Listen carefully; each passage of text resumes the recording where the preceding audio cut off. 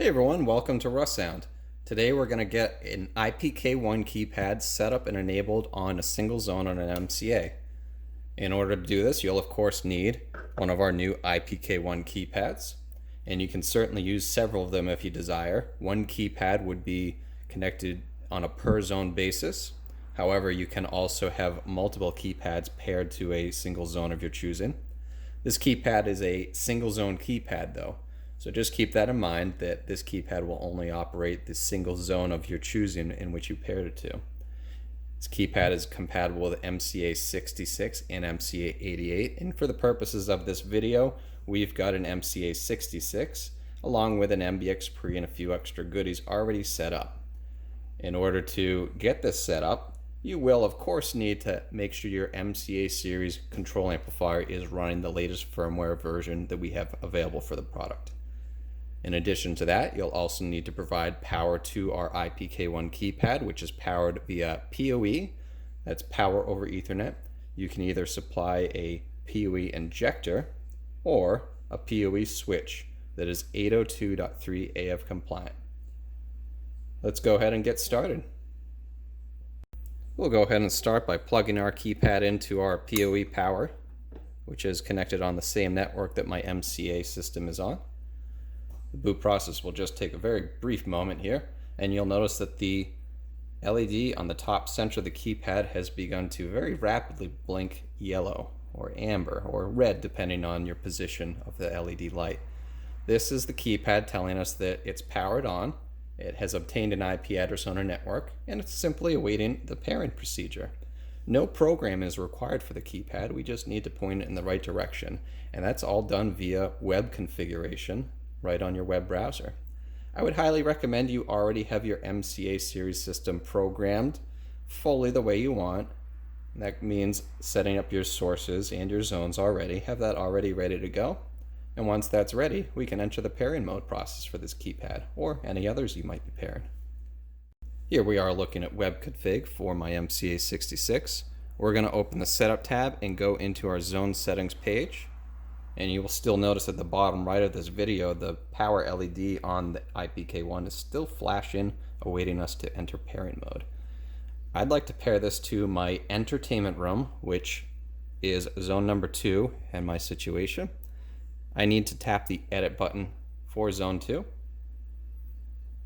And swiping all the way down to the bottom of this particular page, we have an option for a keypad pairing.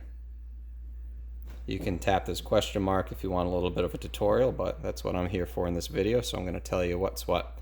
All we need to do is start the procedure by tapping the start symbol here and bringing the keypad more into frame here.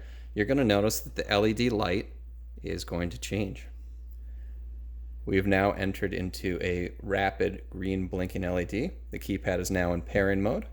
If for some reason we don't want this keypad to be paired, we can either wait 60 seconds and this will stop, or we can press any button once on the keypad and it will exit that pairing procedure mode and return to the rapid blinking amber LED. We of course want to pair this, so we're going to go ahead and tap start. And for any keypad that we want to link to this particular zone, which in my case is zone number 2, we're going to walk up to that keypad and press and hold number 1 and number 2 on the favorites tab here. Press them simultaneously, hold them for several seconds, and you'll notice the LED at the top has done a few blinks, and that pairing blink that we previously saw is now over.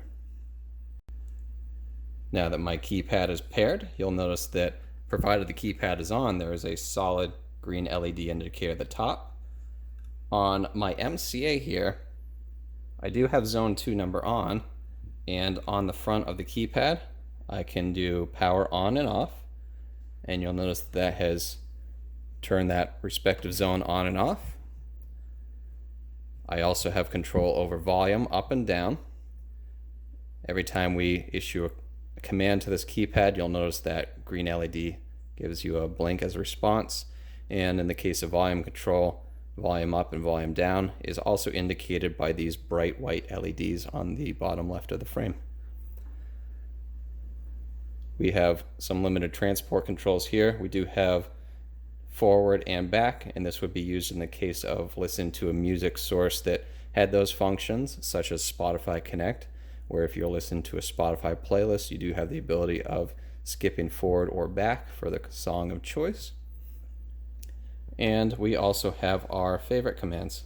We can issue up to 4 favorites for this particular zone. And with an MCA-Series control amplifier, any of those favorites could be linked to particular sources, such as your Bluetooth source, or perhaps a particular radio station on our ST1 AM/FM tuner, or in the case of an MBX product, you could save a favorite for one of your particular streaming services, or maybe even a Spotify playlist. So let's go ahead and look at that.